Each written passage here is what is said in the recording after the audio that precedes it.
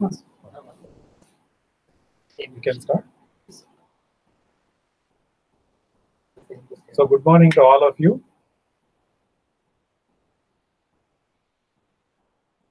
So we shall have some discussions here. So I have here in front of me a list of questions which have been asked by various students who have enrolled for the course. There is one question which has popped up onto the screen. Is there a relation between air mass and solar constant?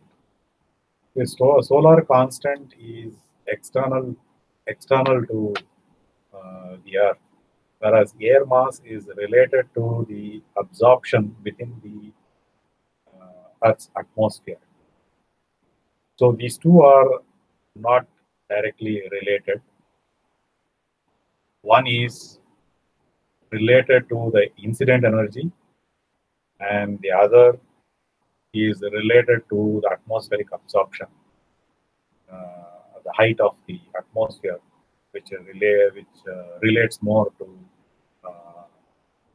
loss of incident solar energy, and ISC and AMO are not related directly. Then there is another question. Please explain how to implement MPPT for Z-source networks. You see, when we discussed MPPT, maximum power point for the photovoltaic panels, we took examples of the buck converter, the boost converter, and the buck boost converter. What is the principle that we used? See, the control is at the duty cycle of the switch. But what are we controlling? We are controlling the input impedance seen by the PV panels. So if it is any other converter also, other than these primary converters, it could be Z-source converter, it could be isolated converter, forward converter, flyback converter, whichever the converter, you should control the input impedance of the controller, of the converter, such that the PV panel sees an impedance such that it can operate at the operating point relating to the maximum power flow. So even in the case of Z-source networks, you have to focus on input impedance control.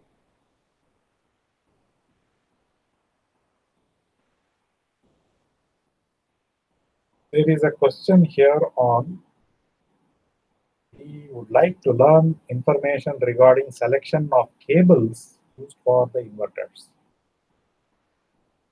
Yeah, selection of cables was not dealt in detail here in this course. It was not in the scope. It was understood that there is some power electronics background where selection and sizing of cables are part of the power electronics course. But anyway, for now here, I will give you a thumb rule.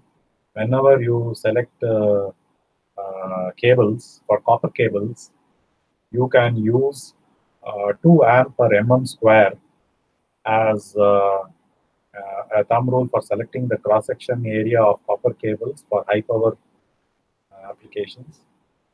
And if you are using aluminum cables, then use 1.5 amp per mm square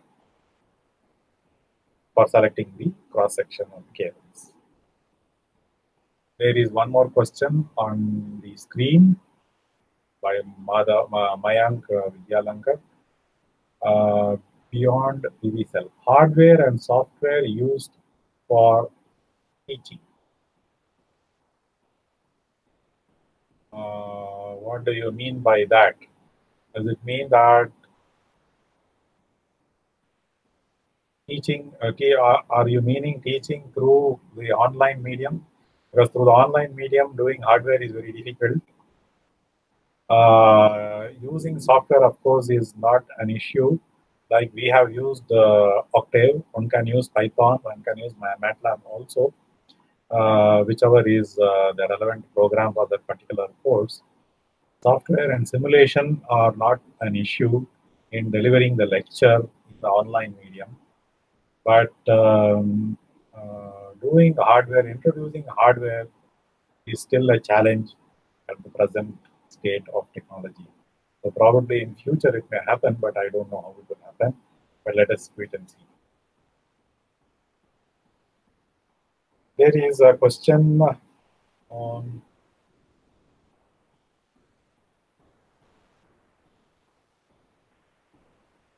technical specification sheet of module. Can you please elaborate technical specification sheet of inverters and points to be noted in selection of it? You see here, inverters are not a black box. We are supposed to design that. Being power electronics engineers, you will of course buy the solar panels, so you need to look at it as a black box and therefore look at its data sheet. For the inverters, you can design you will mostly design the inverters. But if you are picking up, if you know how to design, the design spec itself will form the spec for the inverters. But unfortunately, inverters we can't deal in this course. See, it is by itself a semester course. You will need 12 weeks for design of inverters itself. So therefore, we have only sensitized you to the inverter grid connection of the inverters.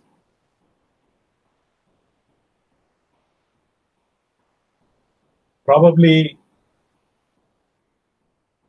sometime in the future, we may do a course on power converters and inverters.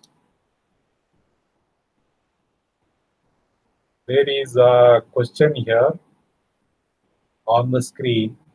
Can you please, by Harish Kodarapu, can you please tell me, is it okay to charge the LiPo batteries in mobile devices up to 100%? Or is it good to charge below 100%? See, there is no issue in charging batteries up to 100%. The issue comes when you are charging beyond up to its gassing stage. That is when the chemical reactions go out of control and you can start exothermic reaction and start blowing up the batteries. But there is no harm in charging up to 100%. In fact, we keep the battery charge controller in the voltage source mode towards the end of the charge, so that it will keep giving you the taper charge to maintain it at 100, close to 100%.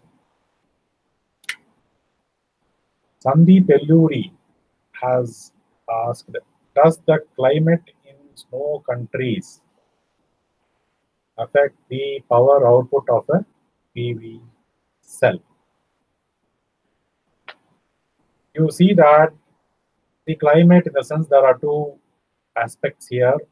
One is insolation and another is temperature. As temperature increases, the output of the PV cell will come down, which implies that as the temperature decreases, the output goes up.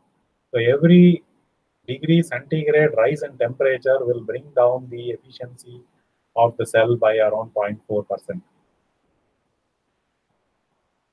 Of course, this may vary from cell to cell, manufacturer to manufacturer, but it is of that order. If you talk about snow countries, which is the northern and the southernmost part of the globes, so there the insulation itself is less. So the power output of the PV cell will be less because of low insulation over the year. And the temperature wise, it has a positive benefit in the sense that it is low temperature and therefore the outputs can be, the efficiency can be higher. But the temperature there, if it goes beyond lesser than 0, then your semiconductor has a range. The semiconductor PN junction has a range of temperature which will be higher than or within that band of the operating band for the PN junction. So definitely there will be deterioration, overall deterioration in the output of the PV cell in cold countries.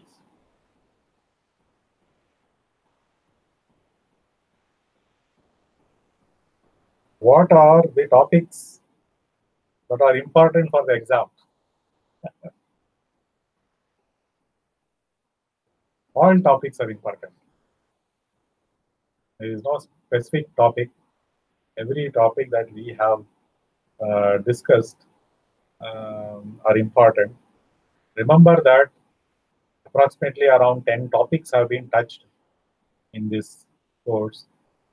Each of those 10 topics is a semester course, can be a semester course.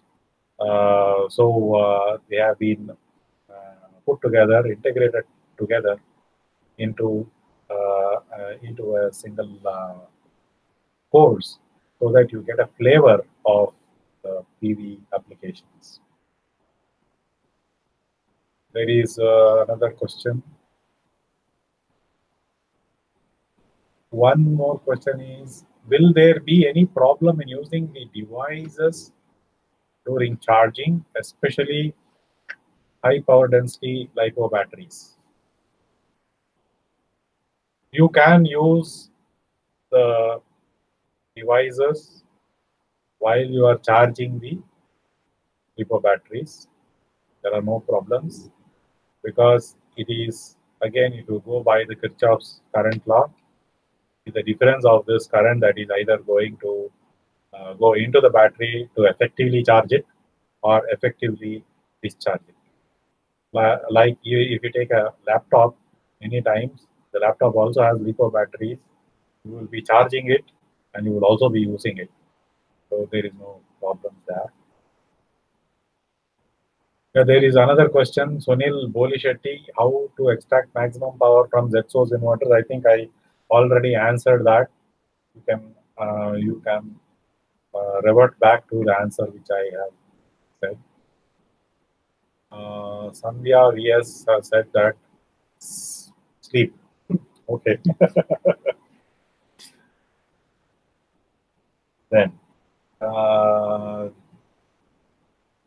how can we use solar power more efficiently regarding MPPT? If we are catering to lighting loads, then power requirement is constant on the load side and the voltage of the load is also constant. Then how do we implement MPPT? You see, in most of these such applications, there will always be a buffer.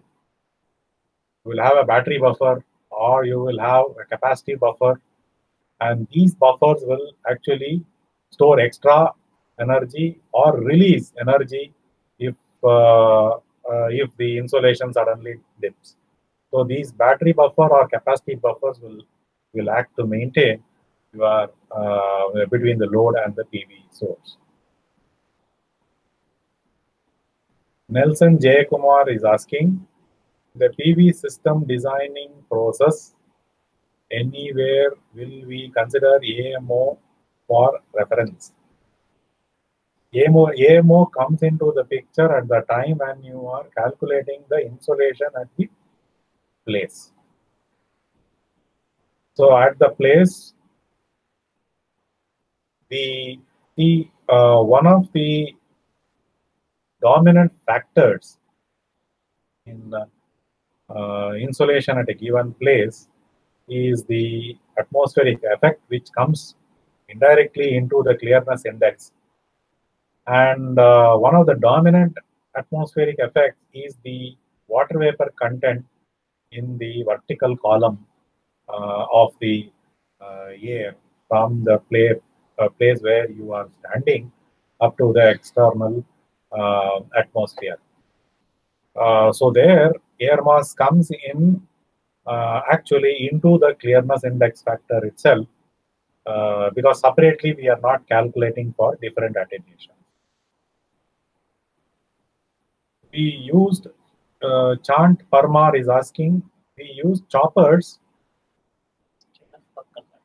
instead of buck converters. Where is that a question or a statement? It looks like a statement. I think I will just make one more comment on that. Choppers and buck converter, the difference is that buck converter is also a chopper, only that at the output end there is a filter, LC filter. So a chopper followed by an LC filter will become a buck converter. Okay, I will come back to the questions which are there on the sheet in front of me. In regeneration using pumped hydro storage, you said turbine will operate at maximum shaft power point. But as per my knowledge, efficiency at this point will be 50% only. So does it operate at maximum shaft power point instead of the best efficiency point, or simply a gear ratio is constant? See, in the case of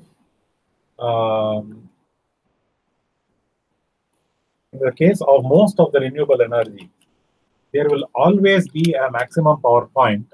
Let me draw and show here. See, if I take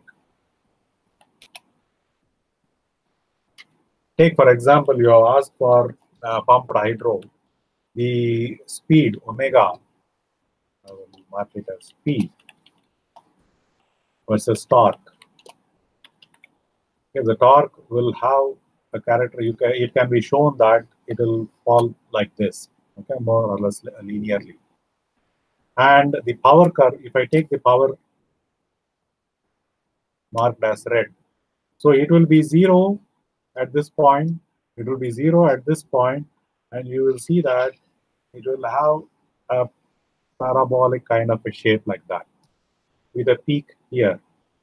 So this is the peak shaft power, and we want it to operate at this point so that you can take out the maximum power out of the hydro. So this would be your operating point. Just like we had in the case of the PV. In the PV also we had something similar, voltage versus IV characteristic. You see that we had a power curve which is like that, and this is the peak power curve. So this is the operating point that you would like to operate the source such that you can draw the maximum power out of it. Even in the case of the wind, you will see the power curve, which is something like an inverted U or an inverted V with an optimal point at the top of the hill, and that is where you would like to operate any renewable source so that you can maximize the gains from it. What you are saying, 50% is the maximum power transfer theorem, which is different from what we are talking here, the operating point. Here we are talking about the operating point of the source.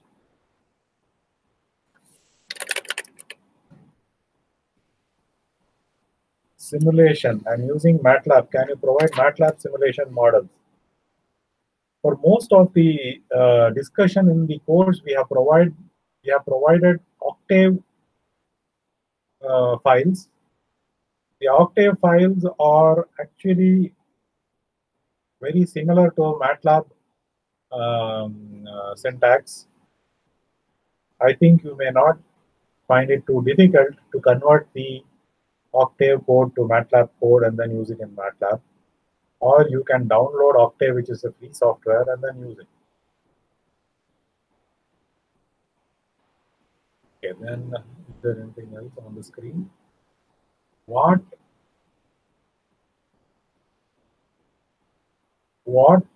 are the future research topics related to MPPT and PV systems? You see, there are a lot of applications and a lot of applications which are now getting powered by these PV systems and the renewable energy systems. You see, more and more you will see the rooftop PV becoming popular, and the rooftop PV not only will be supplying power to the local buildings, they will also be supplying to vehicles. The electric vehicle will become the future mainstream transportation for the country. And you will see that more and more renewable energy is required to charge them, because you have to spend uh, energy to move these vehicles. And you will see charging stations being powered more and more by PV. Not only that, you will see that the battery buffers within the electric vehicles will also be used proactively to act as power system balancers. So many such issues will come into play, which will interact with the PV systems, grid, and the applications. And there are no limits for the applications, actually.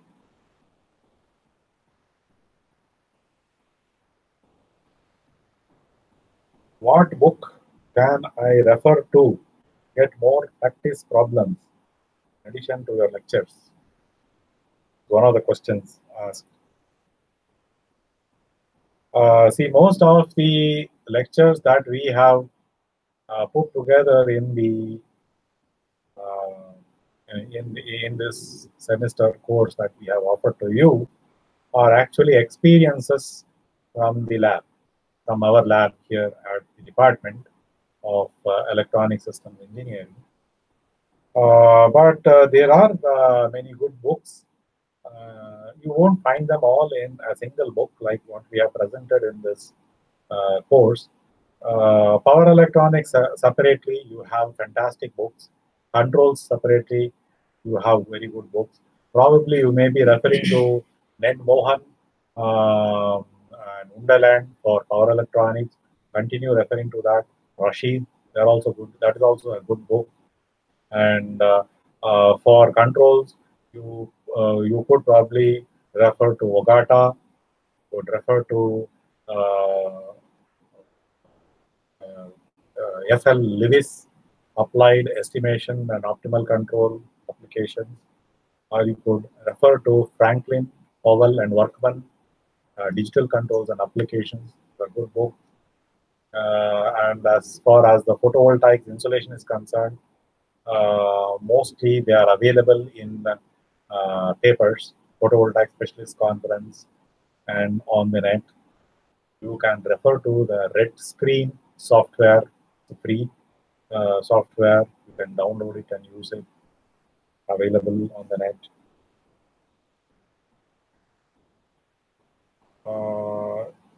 Is it okay? Okay.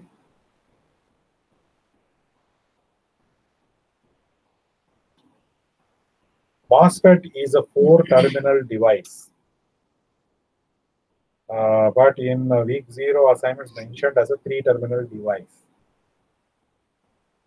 Yeah, you see, MOSFET, if you take, truly, of course, it is for 4-terminal, as a gate, as source, as substrate, and it has drain. But almost always, the substrate is not brought out of the package. The substrate is internally shorted to the source. So what is brought out of the MOSFET package is source, gate, and drain. So when you go and buy a MOSFET, it is always a 3-terminal device. Though in textbooks you would have seen it as 4-terminal device, but they are almost always internally the substrate is shorted to the source. And in the market, it is available only as a 3-terminal device.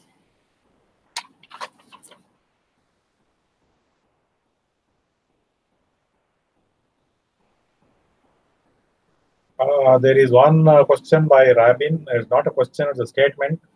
It says, I can't understand the thermal aspects of Peltier cooling. It's a very broad statement because it is about a week's worth of topic. You may have to go back and read it once again. But probably you may, one clue is that, or a hint, you can consider power flow equivalent to current flow in electric circuits. You can consider thermal resistance as equivalent to drop or electrical resistance in electrical circuit. And you can consider temperature as potential drop in across the resistor in the electrical circuit. So try mentally to visualize this kind of an equivalence.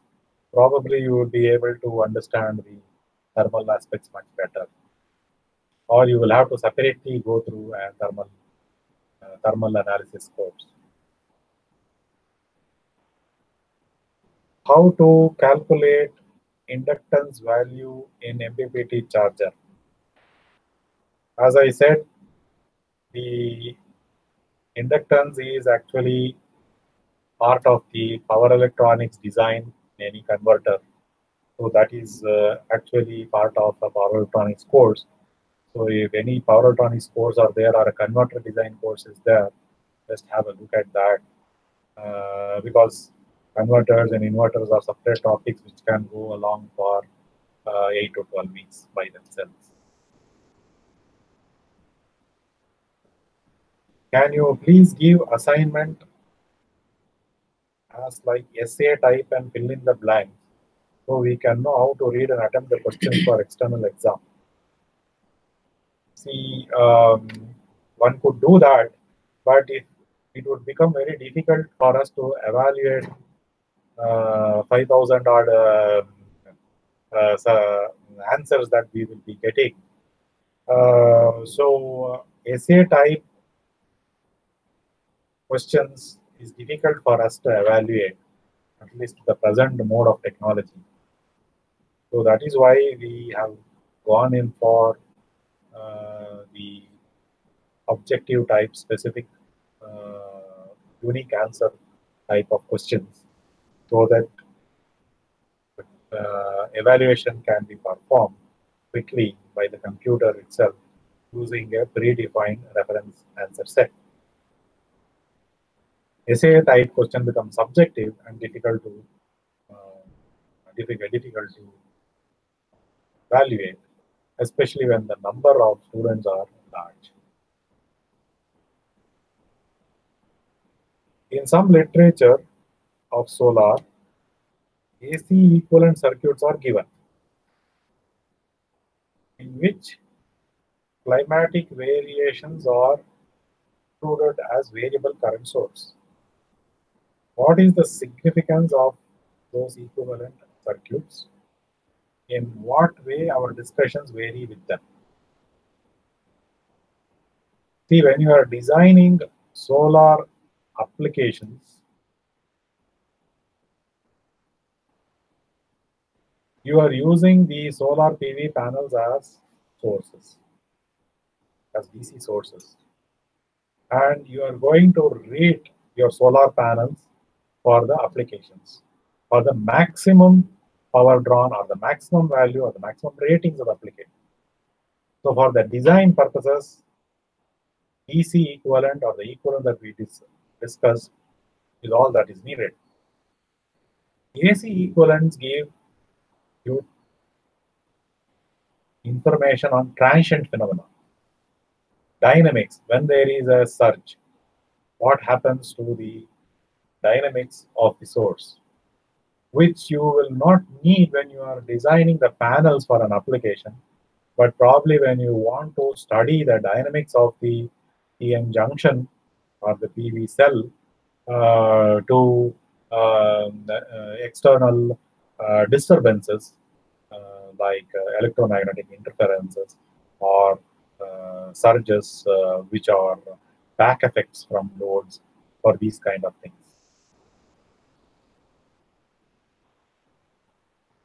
How hybrid technology in solar inverters work?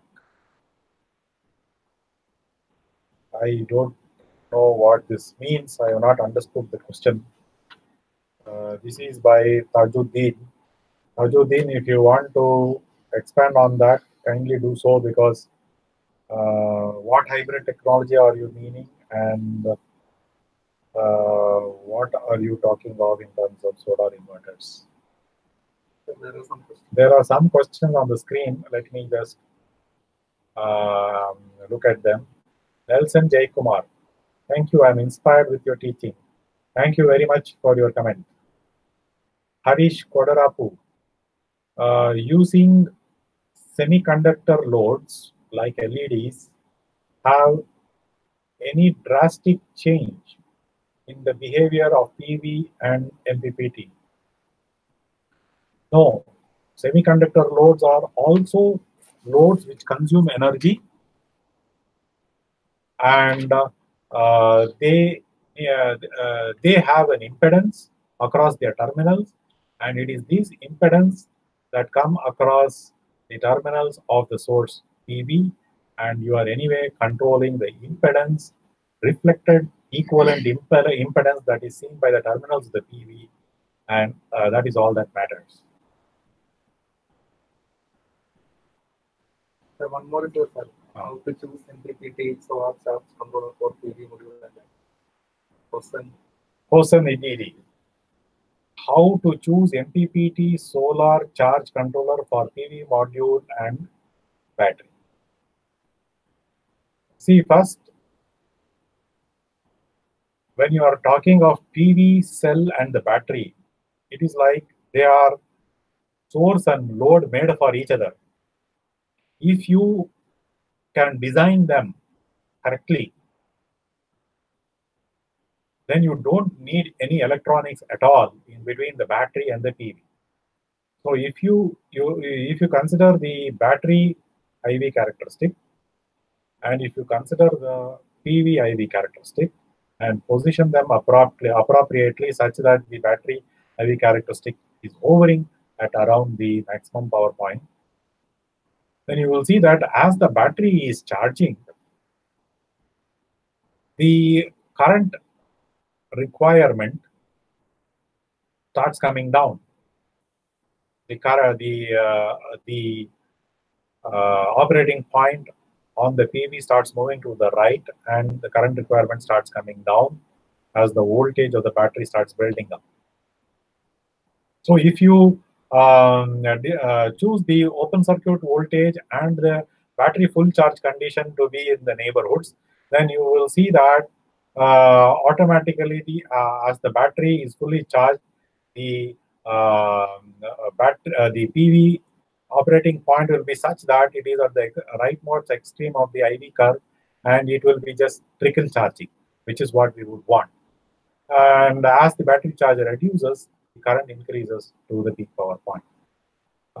So that would be the ideal. That would be the best way to design. You have to, in that case, design the PV panel, the number of modules or the cells that go into the panel to match your battery. But under the conditions that you don't have a matched pair of PV panels and the battery, you need to have a converter in between, and the converter should be controlled such that its input impedance is controlled. Whichever be the converter that you use, you just have to control the duty cycle such that the input impedance is adjusted to the maximum power point value as seen by the PV panel. Can we use, Venkatesh B is asking, can we use Peltier refrigeration for rooms? It's a good question, but I have not seen that. Probably you should try it.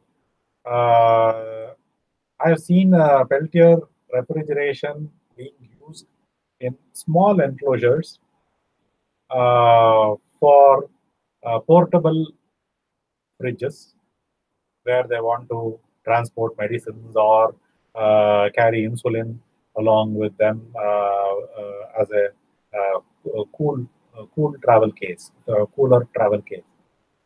But Peltier refrigeration for cooling the rooms itself I have not seen, but probably you will have to explore how efficient is it in comparison with the regular existing air conditioners, ACs. Work out the energy budget and probably see if it has any meaning to take it forward. If you probably are able to make the calculations for that, let us know.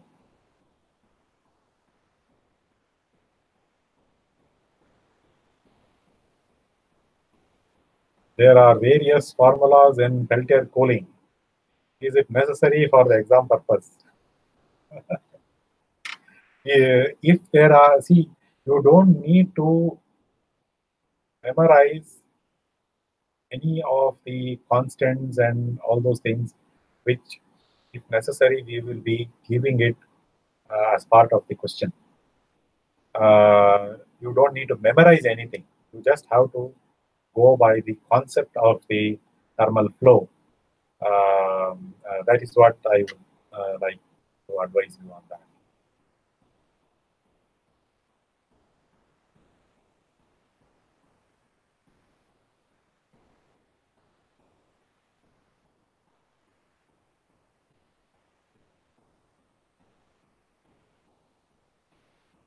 So one more question is that which we missed. Does Peltier element has any effect on the size of the sink? Does Peltier element has any effect on the size of the heat sink? If the Peltier element is being used for an application for heat removal from an IC, for example, you have a IC which is running hot, we could use a Peltier element and then have a heat sink. It will definitely reduce the size of the heat sink compared to the heat removal with just plain heat sink without a Peltier element.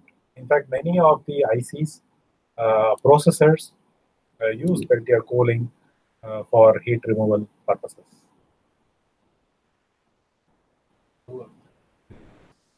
Bhaskar Suri Shetty is asking, may I know any solar PV manufacturing plants in India?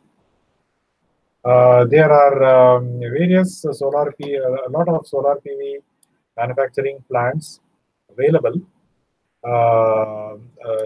You can look into the net also, but remember that we don't make the crystal, we buy the wafers from outside the country, and the wafers are processed and encapsulated. BEL and BHEL are two public sector companies which manufacture solar PV cells. They are pretty good cells. We have used them. On the private side, you have Tata BP Solar, Vikram Solar, you have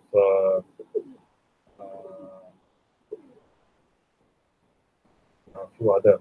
It doesn't come to me right now. Urja Electronics. Yeah, many are available on the net. You can check. These are some of the top names which I have given to you, which has occurred to me immediately. And sir, one more thing is that NPTEL assignment. So there were some people asking the question. So there was one question that we have one PV panel connected to battery. Okay. Which is the optimal operating point. Yes. So no other conditions were given. So many people are having confusion in that. And there is one is there. and one battery is connected. So which is the optimal operating point? So some that's what I answered to that one of the questions on the battery. So I was telling, when it is just PV panel and battery, no electronics is required. Your battery should, under the discharge condition, the operating point of the battery should be such that it is close to the MPPT. And under the fully charged condition, the battery operating point should be such that it is near the open circuit part of the IV curve, such that it is under trickle charge condition. Then under these conditions, you don't need any other electronics. The PV panel characteristic and the battery characteristic automatically become compatible to each other. That is the one main advantage of PV panel source and the battery load, which try to match each other nicely. Only if this falls out of this range, you need a converter inside in between. And the solar panel. Can the solar panel move with our angle with separate mechanism?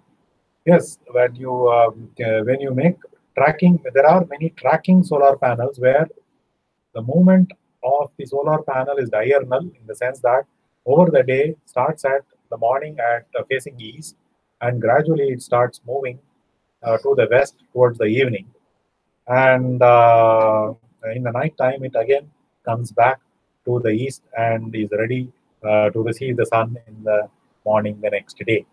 So this is called diurnal tracking, and when they put either small motors tracking the position of the sun, or in an open loop condition, knowing that the sun moves for every longitude takes 4 degrees, for every longitude takes 4 minutes.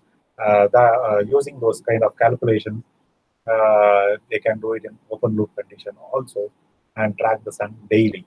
So you will maximize, basically you will maximize the energy that you garner from sun. But you will always have to keep in mind, do a break even. When you put extra electronics, extra motors, you will be consuming some power for the motors and the electronics. So the power that you consume for that should be less than the power that you will gain in making the diurnal tracking. So only if you see if the amount of power that you gain is much more than that you would use for the electronic, you go in for it.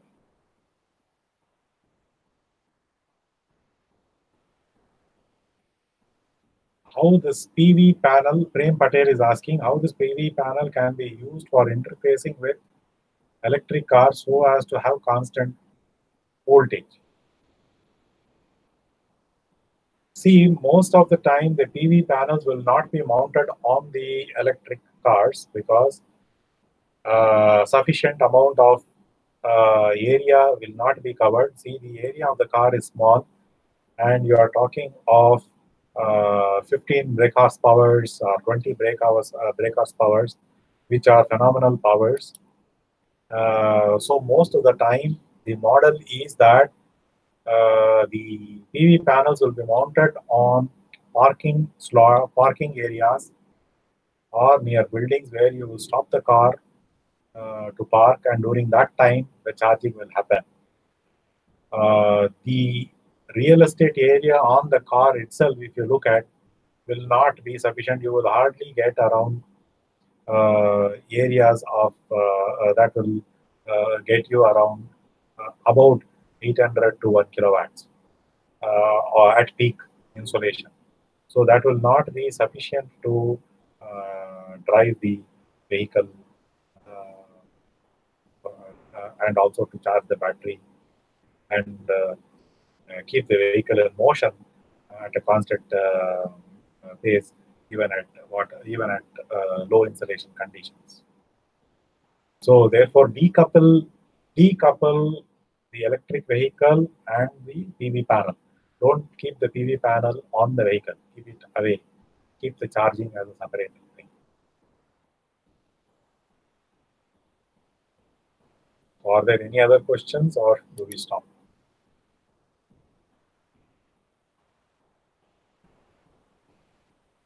I think there are no more questions. We can stop at this point. You have one more week to go. The best of luck for your next week. Next week is mostly on finance, rudimentary finance. What we understand, we are not finance people. but you should know how to do life cycle costing. I think mostly that's what we will be discussing next class. And also wish you the best of luck for your exams. In the meantime, there is a question by Panda. Panda. In the equivalent diode model, is it possible that the current generated by the photon currents will be discharged by the diode? See, the current generated by the photon module is basically a current source. It's the current source, and the diode is like a short circuit for that. There will be definitely a portion of the current that will flow into the diode, and a portion of it which will flow into the external load. And we have taken that into account while modeling. We always say there's a diode current, the shunt current, and also the terminal current. So that is inherently taken care of in our model, because we have used the diode model to include that diode current. Venkatesh B is asking, we are happy, we are very happy and learned DC-DC converters earlier. Kindly teach us DC to AC inverters also. Yes, definitely. Sometime in future, we will do some recording for DC-AC inverters too.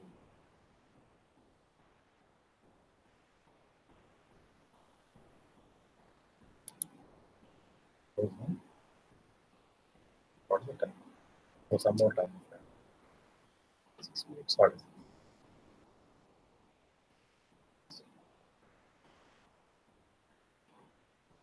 But the diode may act as a short circuit.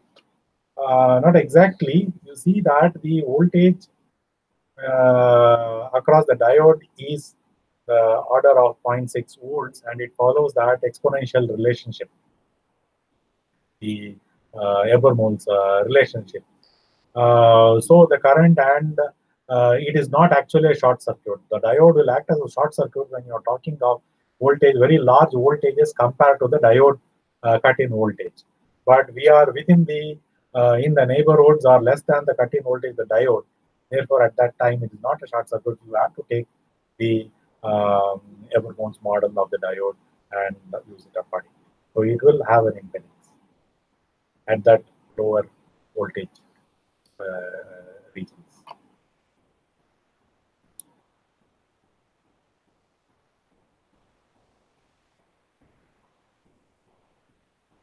Hope that clarifies.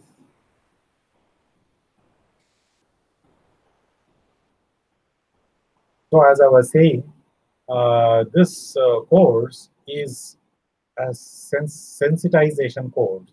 You should consider it as a sensitization course for the entire gamut of solar PV type of applications. Solar insolation, estimating and finding out insolation at a place itself is a large topic. We have spent some time on that, but you can expand, explore a bit more on that. That is a key topic when you want to size the panel. Sizing the PV panel is one of the foremost topics that you need to do when you are talking of a PV application. And then battery. PVs and the battery, as I said, go hand in hand. You need storage. And the battery is one of the most handiest storage devices that you can have and goes well with the PV.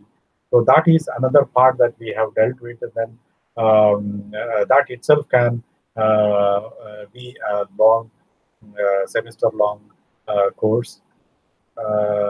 Maximum power point tracking is another important topic we have been dealing with, and that is something that is integral to PV and any load and application that you would use.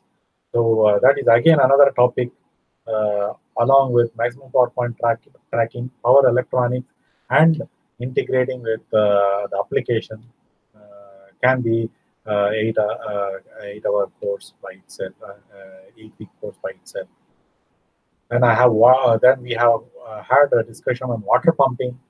Water pumping is area by itself. Peltier cooling refrigeration, there is another PV application topic where you can have a course on Peltier cooling itself. A lot of research topics on that. Then we followed it up with grid connection. And this grid connection itself is a 12-week course, which we can have lot of items on that one. We have just only given you a sensitization to that. So consider this as the first course on photovoltaic design, system design with photovoltaic. And one can go deep into any one of these topics that we have dealt with. Any formulas for selecting LAs? What is LA? We'll ask. Aman Lodha, can you tell me what is LA, the acronym which you have used? In the meantime, Srinivasalu has asked, why for rooftop plants no inclination angle for panels? We do definitely give inclination angle for panels, for rooftop plants also. We normally incline the panels at the latitude angle. Most of the rooftops, we do that when you are doing fixed angle inclination. If you are not doing inclination, mostly it will be diurnal tracking. They would be moving the panels from morning to evening, from east to west. But if you fix it, you are fixing it south facing at an inclination angle. LA. What is LA? Okay, I'll wait for that. In the meantime, Sandeep Elluri is asking, can we use solar trees? Then solar panel erection. What does it mean? Lightning arrestor. Oh, formula for selecting lightning arrestor. The lightning arrestor, I think there is no formula as such that I know, because lighting is decoupled from solar panels. It is actually designed for the strength of the lightning, and it is not based on the application. It is more based on the height and the place. There is a course on high voltage engineering in the NPTEL itself. And to have a look at that, there is some mention on design of lighting arresters there. So that itself is a involved course on that. You can read up on that. That question was not clear, right? Which one? There is Sandeep Elluri. I am not understanding your question also. Can we use solar trees? Then solar panel erection. I do not get what you mean by that. So one question is there like forum. How we can measure the Reynolds number of any? Reynolds number is mentioned, measured by, if you know the speed. Speed is actually a table. These are empirical tables done, both Rayleigh number and the Reynolds number come over vast experience by people and scientists working on laminar flow and turbulent flows. And the inputs to these tables are the velocity of the fluid and the area of cross section of the fluid. So based on that, these Reynolds tables can be used. The formula that which I gave you or mentioned to you can be used. You can get much more information when you look at fluid dynamics, a book on fluid dynamics in your mechanical engineering textbooks.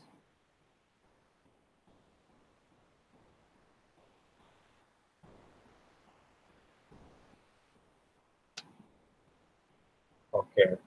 Any other questions? Anybody want to have any further clarifications?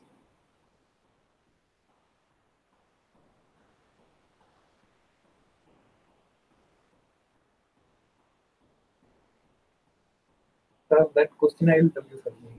Most people are asking, I told you right. So a photovoltaic PV module is there with open circuit voltage and short circuit current. Okay. And this is connected directly to a battery, and there's a no load voltage of 12 volt. The battery is getting charged from this PV module. Okay. And the most Now the question is most appropriate. Yes. operating point. See the. I will let me close the-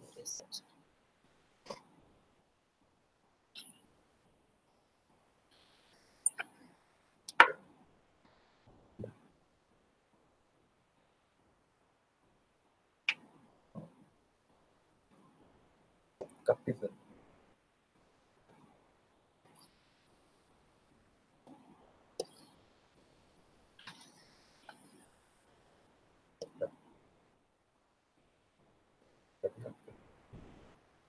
Oh, this one. Ah.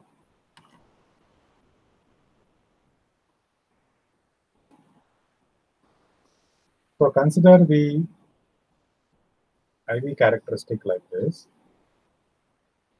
IV characteristic. So you have the PV panel characteristic like this. Now if we take the battery characteristic, let's say this is the vertical line. And let us say at any given charging point, it's almost discharge condition battery. Battery can have a characteristic like this.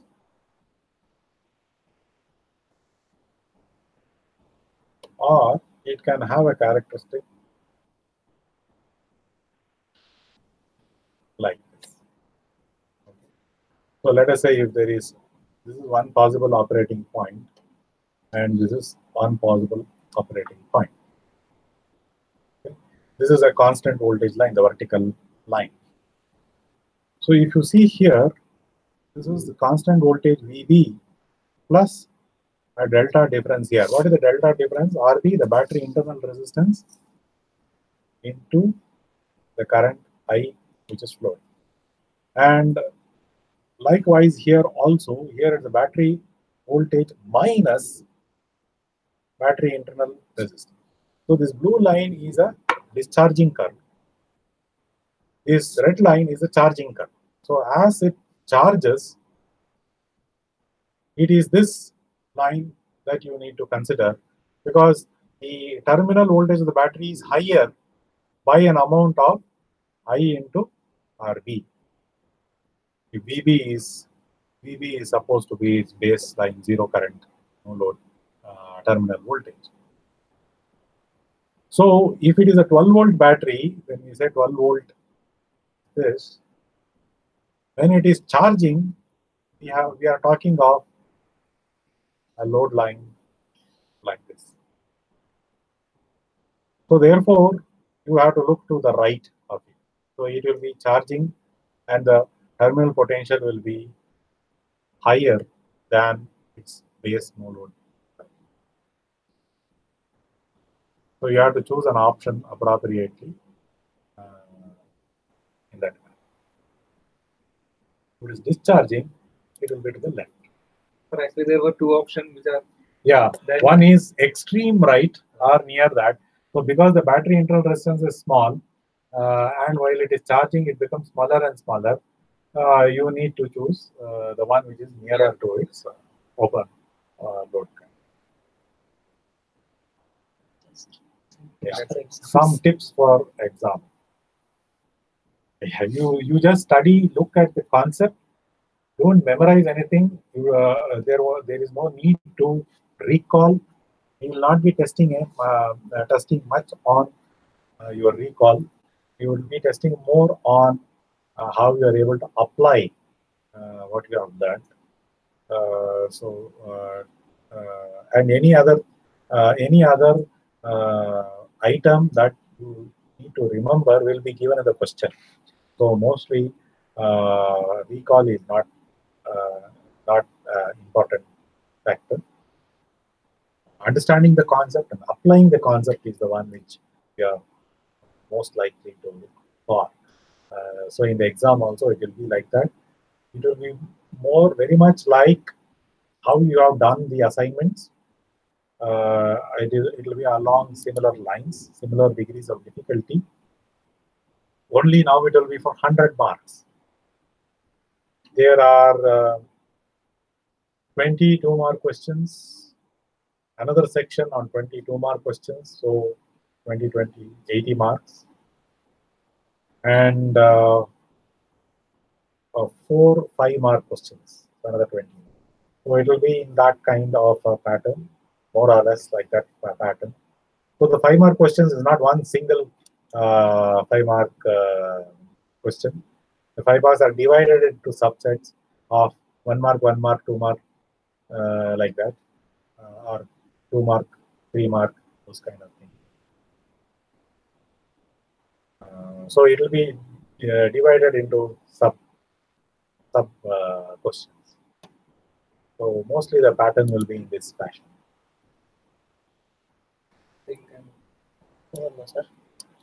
So if there are no more questions, shall we close?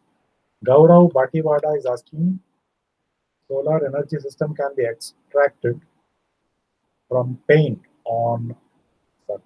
Energy system can be extracted from paint on the surface. Any comment? Because I have no idea on this, because this is working on the quantum physics. We have not worked on making the solar panels.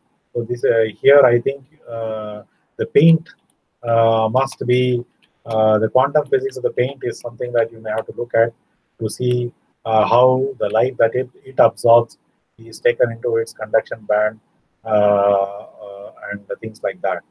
So I actually don't know on that topic. Durga Sada Sivuni is asking, asked earlier about solar panels used on ISS in space. Was it asked? Second one after that.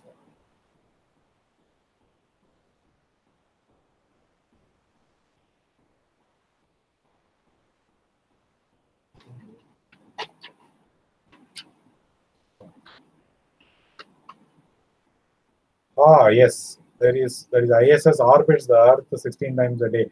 So you are talking of the solar power that is used to power electronics within the satellites.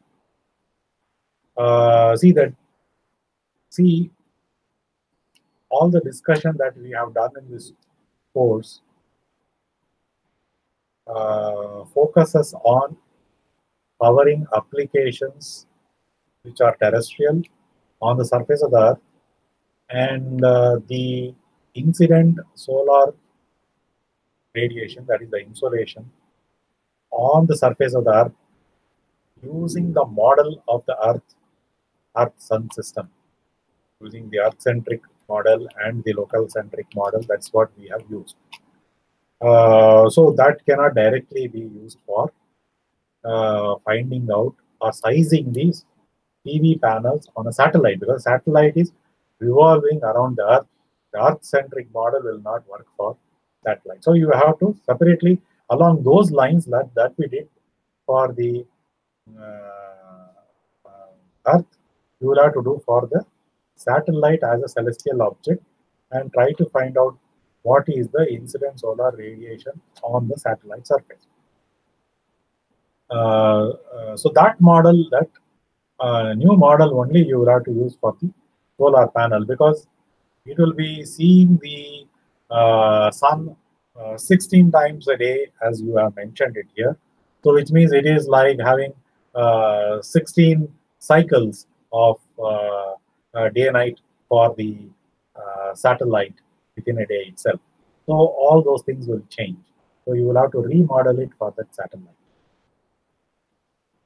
So make a satellite-centric coordinate system and apply similar kind of geometric applications that we did for the Earth here also, and try to derive them for the satellite, assuming that satellite is another body, celestial body.